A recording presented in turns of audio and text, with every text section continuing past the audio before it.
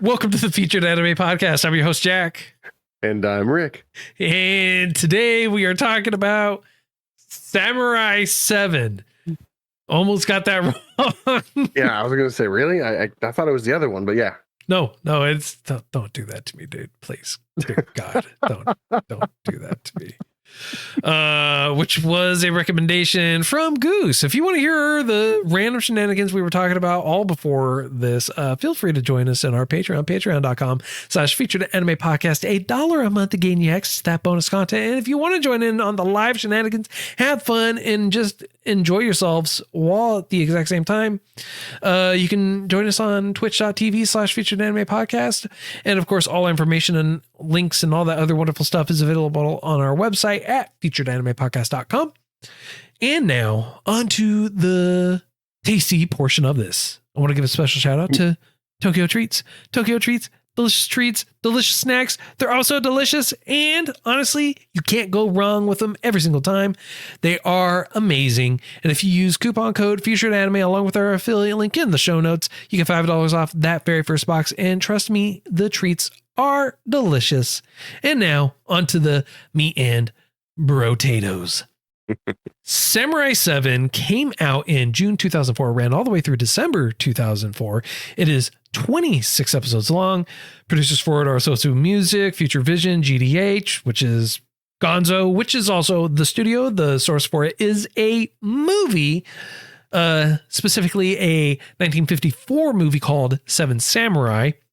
The genres for this are action, sci-fi, historical, and mecha to round it off. And if you've seen Seven Samurai, you already know the core plot of this anime, being that it follows kind of a similar trajectory minus the fact that it doesn't take place in feudal Japan, and this is a futuristic thing, and they take some interesting aspects to it and run along. The plot of the anime, though, in general, is basically these farmers are tired of being taken advantage of by these bandits. So they go out, they're tasked with going out with rice to pay for samurai to come and basically defend their village. Right. And given the time frame and the general ideology behind it, food isn't exactly easy to come by, or rather rice is considered a luxury. Oh, I mean, like basically what salt would have been in Egypt in pre turn of the century, pre AD, right? Yeah, because they were paying their dues with rice. Exactly.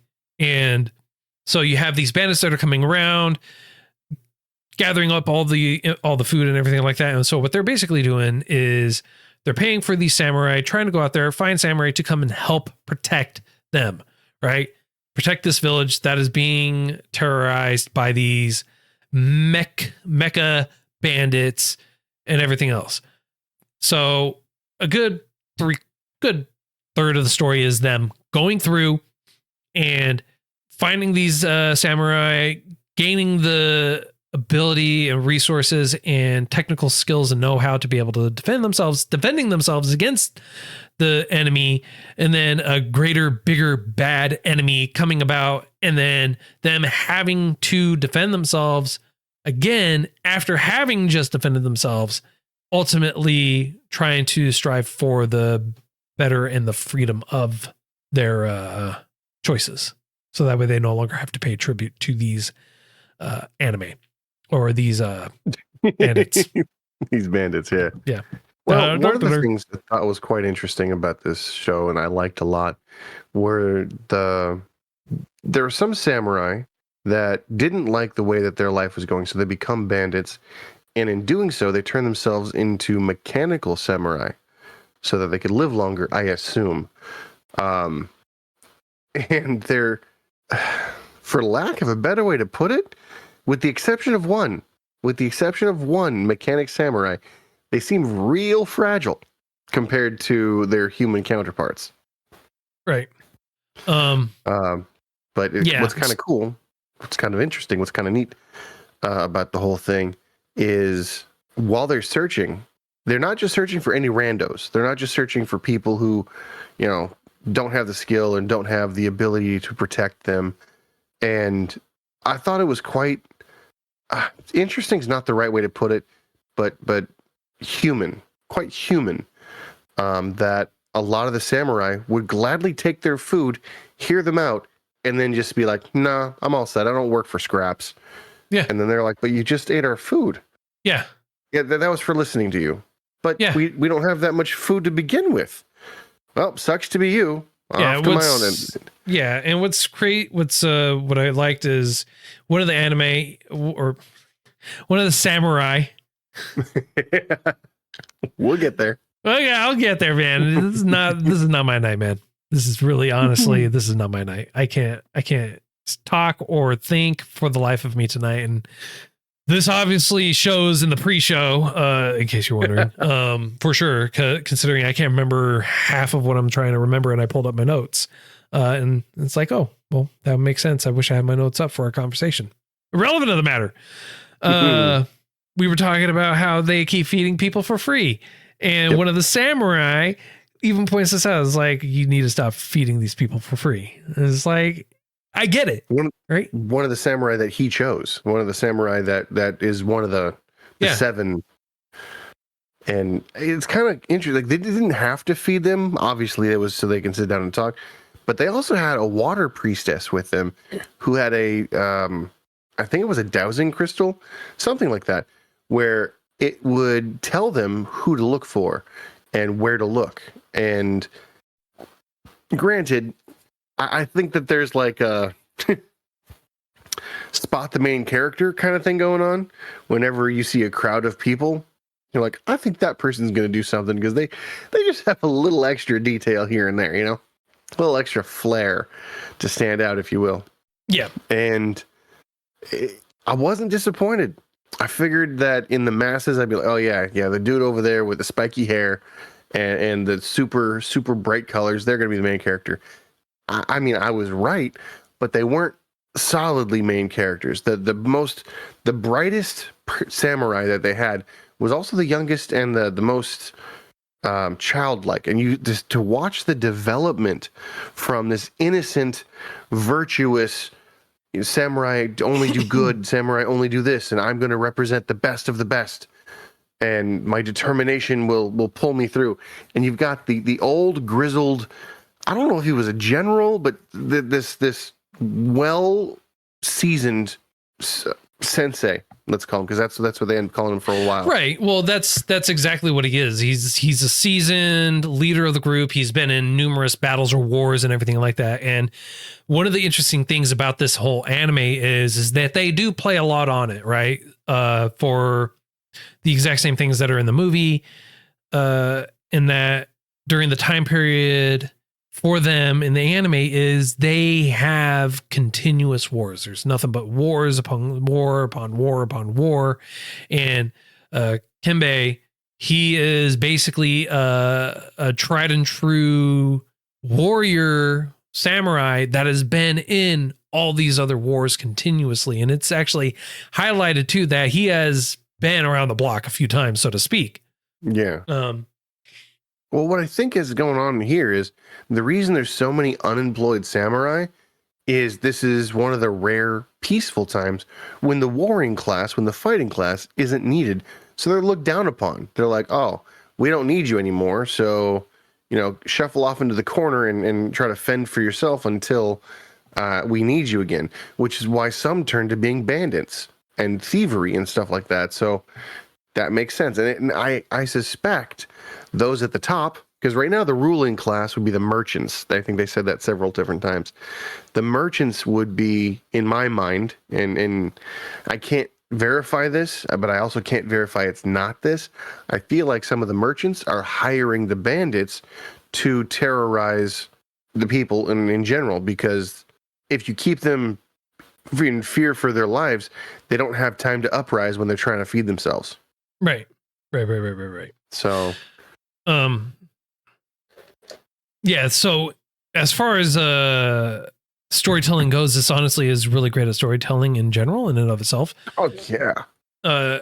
they do continuously build on the characters. They help flesh them out and give you kind of a background for the characters and let you know more about them as the story progresses on. So it's not like they take a full episode and just do a full character backstory on them. They break it out and they tell you more and more about these characters, and more come out about them as the story goes on, which I really honestly I enjoyed. I loved that they did do that, right? And that's one of the more attractive aspects of it, is that they didn't just kind of ham-fist it all the way out there for you to try and build on it. They didn't use a character backstory to build the series, right? They didn't have like Kimbe be an entire episode, and every single one take basically seven episodes for those backstories. They built on them and informed you about them throughout the entire series. Yeah. And what was nice about this show is it while it did build on everything, it didn't feel stale. It didn't feel repetitive. It didn't feel, it felt like one cohesive story that kind of moved. And I personally feel like the first half was very strict, very stringent. The second half was a bit more fly by the cuff of your seat, by the seat of your pants kind of thing. Right. But it still all felt like a good story, not wasting your time at all. Every episode brought something. And what I really liked, now this is just me, a lot of people don't like recaps. I get that. I genuinely liked at the end of almost every episode, the littlest girl, the future water priestess, basically recaps in letter format, where she's writing a letter back to her village. I did this today. We did this today. This is what happened here. This is kind of cool. I wonder what's going to happen. Right. And it was all very upbeat, and it was nice. I liked it. Not every episode was recapped by her, though. They had another character, a younger character, also recap them. But I also liked that they understand not everyone's going to be there for the beginning portion of it, right? Or that they may have to refresh your memory for the previous week, where they do that little beginning insert before the credits, which is nice when you're having to go wait for week to week for it to air on television. Not so much for streaming services anymore. Right? Yeah. I mean, I see the appeal to it. I mean, it definitely, it refreshes where you're at. It gives you a sense of purpose of where you're going, where this next one's hopefully going to. And I mean, I skipped over a lot of them once I figured out that I'm like, I've seen this already. But there's a few of them where they'll add like tidbits of stuff that you're like, that didn't happen, and you have to rewatch it, and they're leading up to it, kind of thing. Yeah. Yeah. And one of the things I actually didn't really like about this anime was the animation sometimes got really, really wonky. Sometimes it was crisp, it was clean, it flowed nicely. It like the animation made sense. And then at other parts, it felt like they were lacking, like kind of like they phoned it in, or they had their D team, not even B or C, D team working on it, because they needed them to gain experience, and they couldn't afford the A team for the whole series. You know, they blew it on the CG is what they did for it. Yeah. But honestly, for the time that this was here, the CG was really, really crisp. It made sense, right? The CG made sense for the anime. So how they tied it in, how it made it look, and everything else tied really well. It did honestly really, really well. For sure. That is without a shadow of a doubt, right? I will say this though. I feel like also why they had their other teams kind of where they kind of fell behind on it too. What was this show, in terms of when it was airing, when it was coming out, it was dealing with like some major heavy hitters too. So they probably had these heavy hitters like being pulled from the studio for these other ones were for like Full Metal Alchemist, Naruto, Bleach, all of which were coming out, airing around the exact same time in 2004 when this is airing. So they probably were drawing on what pool they could for the anime, right? At the exact same time. Okay. No, it makes sense. But at the same time, like this, I feel could be a really strong contender. It is, right? It has great storytelling. It has a solid plot for it. Gonzo is a great, honestly, studio. I mean, like Gonzo's worked on Hellsing, Gantz, and Last Exile. Hellsing and Last Exile, we both have talked about before in previous episodes. Definitely both of them are worth a watch for sure. Yeah, definitely highly rated. Yes, definitely highly rated. Highly recommended. Like I feel like you're in for a good time when you either see Amniplex or Gonzo as the producers. Personally, I don't think I've seen a bad series from them yet. Yeah, no, I totally get that, right? And this definitely kind of hits all those points too. It has your action, has your drama, has your adventure in it, has your historical portion, your sci-fi, your mecha, hits all those key points too, right? So you're going to get a little bit of everything in this anime, which is really nice, really well done. Has a great story plot to it. But the diversity of characters. Yes, the diversity of the characters. But like you were talking about, there is kind of a disconnect in between the first battle and the last battle.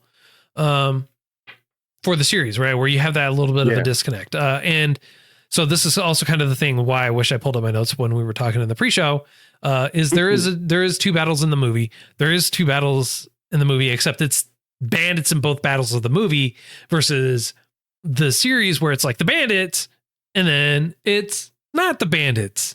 It's like you have this overarching, more intricate and complex plot happening in the anime than what you had in the movie, right? Also, if you don't like slow burn movies, the movie, I made a note to myself as like, Rick will not watch this, simply because one, it's a slow burn 3.5 hour movie. Oh, geez. So, but you need an intermission for those 3.5 hours. Okay. I mean, it is what it is, but yeah, I can definitely see the pacing being fairly good with the anime. I haven't seen the movie, so I can't speak there. The diversity of the characters, the uniqueness, you would think it would get very crowded and very difficult to follow when you have 7 main characters, you know? Right. And it wasn't. It was very well done. Each character had their strengths they were able to showcase. None of them felt like dead weight. And they each had their own amazingly done personalities. So it didn't feel like someone overlapped. It didn't feel like they phoned it in. It felt like they did a really, really good job. Yes. And the music, oh dear Lord, the music was phenomenal. Indeed. I loved every second of it. It was great. You couldn't go two scenes without having just like a powerful music that accompanies it, either good or bad. It like me in like a dun dun dun, the dramatic or uplifting or happy or sad, and the ambient noise throughout the entire movie was just great. Spot on. It was. I liked one of the other things I really like too is you have our youngest samurai in the group, and I like that they wrote him in a way where when he finally gets his first kill, they show how traumatic it is for him. Yeah. Right. They show that realistic side of it too. But then you have Kebe who's smacks him and is like, look, man, you need to get your stuff together. You're a samurai, right? You're air quotes a samurai, be a samurai. Don't neglect your sword. You did this, own it now and move on is basically how I personally took it. But then at the exact same time, you see that evolution for Katsu, the young samurai, you see that growth for him and how he becomes super cocky, super whatever. He's enamored by the idea of what he feels what a true samurai is versus realistically what it is. And he is 100% full of himself, which really detracted from him, which I found found him at a certain point to be unlikable. I think that was on purpose. Oh, 100%. Right. And that's one of the great things about the storytelling, about the writing for this, that you are meant to dislike him. It's not meant to he's such a great guy or I feel sorry for him. It's like, no, he's a real turd. Like halfway through it, he becomes a real turd and you just don't like him at all. And the story and everyone else going through the story too at the exact same time also realizes and sees it, and they're trying their best to kind of help him. Yes. Like they're being mentors. You have a full character arc of someone who's kind of loud but inexperienced, and then he goes through this I'm not going to even call it bloodlust, it's survival mode. And you see it when the colors shift all around him. You see it from his point of view. He's going crazy. This is what a samurai is. This is what a samurai must do. This is. And he focuses so much in one area that, it helps him survive. But you also have the people around him come up and support him from a distance. You know what I mean? They give him the space that he needs to learn what he needs to learn and to grow in a fashion that doesn't feel rushed, but it also feels like he's got a good support group. And then everyone's like, as a man, you must go alone. You must be away. You must do this. And he becomes, in my mind, and in what I can see here, a true samurai, understanding that there's always another battle to fight. And if you maintain your own virtues, and this is going to pull from a different show, you can maintain your Nindo way. You can maintain your own set of not rules, but morals. Yeah. So, yeah. I also like how they approached in this anime, right? Speaking of morals and everything like that, I like how they approached betrayal, right? Yeah. Like it was like stark differences, night and day differences. And then you can see like the contrast for how people were viewing, how people were looking at it, how people and everything like that. And I loved how they moved forward. Now, I'm not going to go into the betrayal of it, who betrayed who or anything like that. I'm just going to kind of leave it there because that is one of the more pivotal points, right? It's a character building point too, that they build on for a betrayal in that fashion. Now, I do want to, I mean, like we've talked a lot about positives and everything like that. Mm-hmm. I want to talk about like, I want to highlight a couple of the negatives, so to speak, aside from the animation, which I already pointed out. Okay. The other moment where it was just kind of a really type of thing for me personally was when one of the samurai gets hit with a sword. He goes, "Oh, my weakness, bullets." Like, really? Like, I feel like it was meant to be a joke because the one who gets hit is the jester, is the loudmouth, is the cocky one. Not cocky. He's delusional. No, it's not even that. It's like Kenbei's the exact same thing. It's like, oh, I was hit with a bullet. How'd you know my weakness? It's the one thing samurai are weak against, bullets. And then they proceed to slice a giant mammoth-sized bullet in half, right? But it's always like this big thing, like when there's bullets involved, because it's like, that's the one thing you can't, like, it's the one thing you can, use your Jedi superpowers on is with bullets. I'm sorry. They can use their Jedi superpowers against lasers, but not bullets, apparently. Yeah. Well, I mean, wow. I can't really speak too much on it because you could go into the super scientific, but it's a cartoon. It's an anime. It's yeah, we're talking about people who it's literally, yeah, they had people that literally how you became a giant mecha robot was yank your brain out and put it in this bot, which again, I gotta point out another negative, right? I'm sorry. Kimbe tells Kyuzo, he's like, oh, you should cut him here. That's their weak spot. He's like, bro, I mean, like the dude's slicing and dicing him like he's chopping up an onion right now. I mean, like, I don't think it matters if he's cutting a particular spot.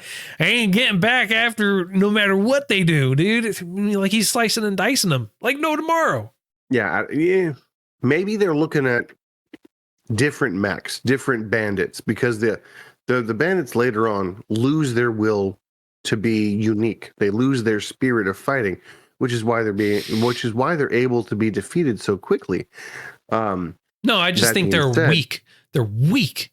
I think that's what it is. They're just weak. They've got wrought iron that somehow is being sliced like tofu when it comes to the sword of a samurai. It vibrates at such a frequency that it just whing and never loses its sharpness.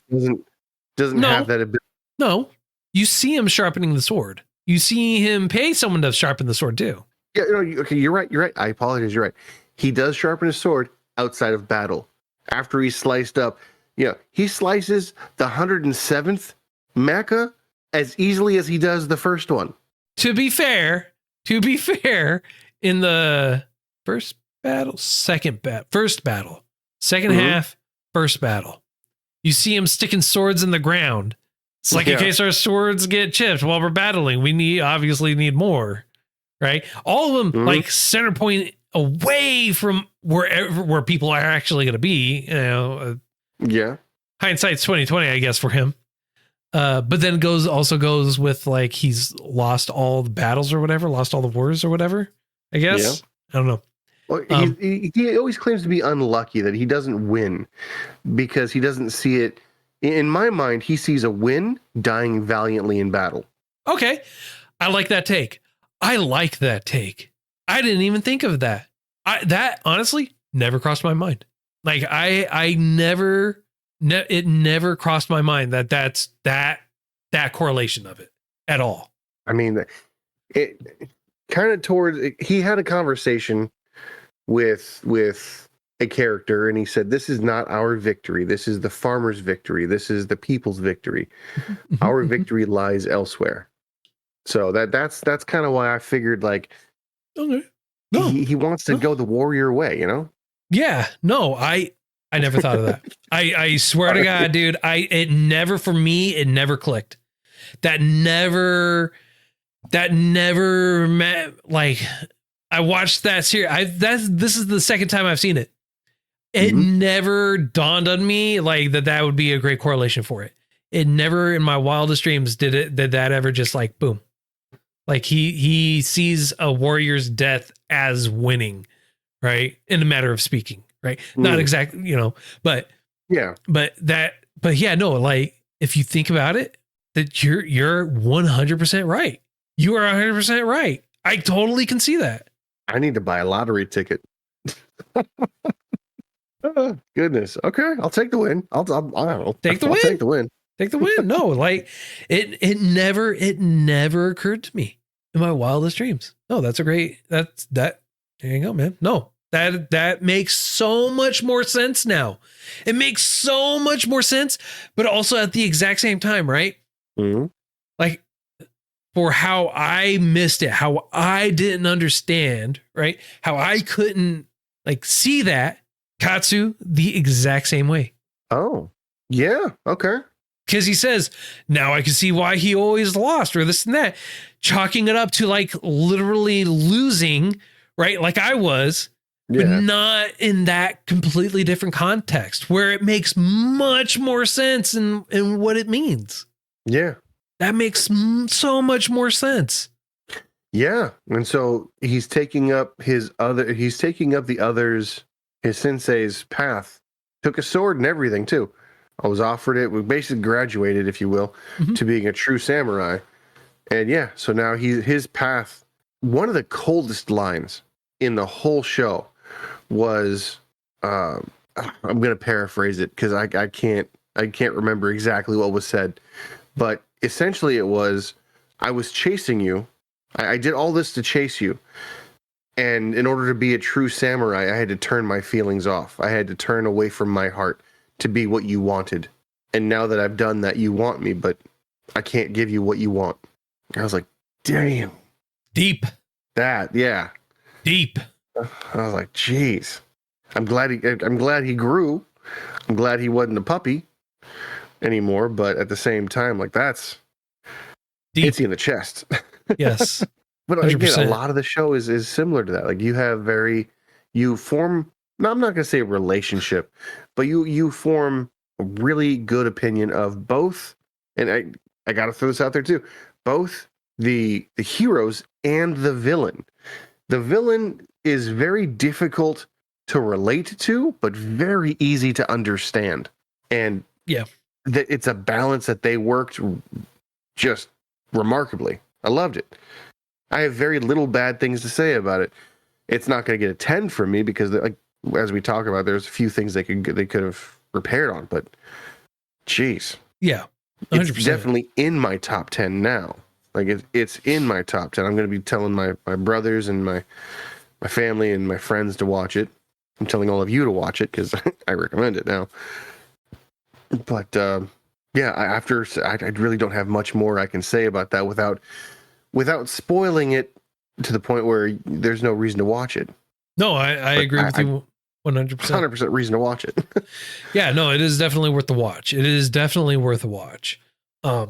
So I feel like this is a great spot for a rating. Yeah. On a scale of up to 10, sir, how would you rate this? I'd like to do something different, if you don't mind. I'm going to guess what you're going to rate it, and I'd like you to guess what I'm going to rate it, and we'll see if it's correct or not. I'm saying you're going to give it a 9. No. Really? Okay. Yeah. Okay. What do you think I'm going to give it? I think you're going to give it an 8. Also, no. Okay. Well, there you go. I'm giving it a 9. A solid 9. And you? I'm giving it an 8. Okay, why? For the animation and that I had a lot of issues with for the animation. The plot, the story was great. It was solid. It was really, honestly, really well done. However, there were some points in there where I just felt like it lacked or it wasn't needed, right? Or I felt like they introduced additional information or there were specific actions that were being done that served no purpose, not even to drive plot forward, just served no general purpose. Right. So, okay, I can see that. So that's why I'm going with an 8. It's still a great anime. Those points are far and few in between, but when you see them or when you watch it, you're like, what was the reasoning for that? Or if this is really like a critical thing, why is this being done? Right. It just kind of conflicts with itself a little bit there. Still great story, great solid foundation, great overarching, character development, story, music, animation in general, solid all the way across. Gives it a solid ending for sure. It's not open. Yeah. I mean, like you could, if you really wanted to do a season 2, you could, but there is no need for it. Like they rounded it off and ended it beautifully. Yeah. It would do it a disservice if they actually did a season 2, is my personal opinion. So your reasonings for a 9? My reasonings for a 9, it's real simple. I've had other 9s, other 8s that were not nearly as good as this. Like I would say that this rates high enough in the 9 that I would lower the rates of other 9s just to make this category a little bit more selective, if you will. But so my reasoning for it is, yes, the reason it's not getting a 10 for me is the animation quality. Flat out, yes. But there was maybe 1 or 2 things that they added in that, depending on how you want to use for flavor text, okay, fine. But I feel like that was closer to the second half, that it didn't quite have the direction that the first half did. The first half felt very, very driven and very good. The second part felt like they had a beginning and they had an end and they had to fill the rest of it, kind of thing. Yes. Yeah. Right. But even still, it was 9. Yeah. Still Okay. a 9. No, it's valid points. I'll tell you this right now. You saved it from a 6. Really? Saved it from a 6. There were a lot more negative points on it that I had that you were able to just completely dismiss. One of the biggest ones was that connection, right? Mm-hmm. On one, being able to see Katsu in a completely different light, and 2, the meaning behind Kembe and his actions and his viewpoints and everything like that. Like that changed my whole perspective of the anime completely. So you saved it from a 6. You gave it an 8. So I'll tell you that right now. It was great. I'll take it's a great, even at a 6, it's a great anime at a 6. But honestly, after this discussion, I had a lot more positive points after this. And there were a lot more things that were just overall better in general. Got to see it from a different viewpoint, and that made it an 8 for me. Sweet. Next week, it's a recommendation from Jeb. Oh, okay. And it is Trapped in a Dating Sim. Okay. I can look it up. Yeah, it's. I saw part of it. I saw some of it because Jeb likes to stream anime on our server every once in a while. Mm-hmm. Everyone's welcome if you join our Discord server, which is available to everyone and anyone wanting to join. Jeb throws up anime on there a few times a week. He just puts it on there and he watches anime. Everyone's welcome to join at any point in time. But that's all the time that we have for today. I don't have anything else. You have anything else? I don't. Okay. Well, that's all the time that we have for today. Thanks for hanging out with us and talking with us. If you feel like we got something right, something wrong, did it too much justice, not enough justice, or anything else like that, or any point in between or anything else, all our contact information and everything like that's available in the show notes. It's also on our website at featureanimepodcast.com. And until next time, I'm Jack. I'm Rick, and we'll see you next time.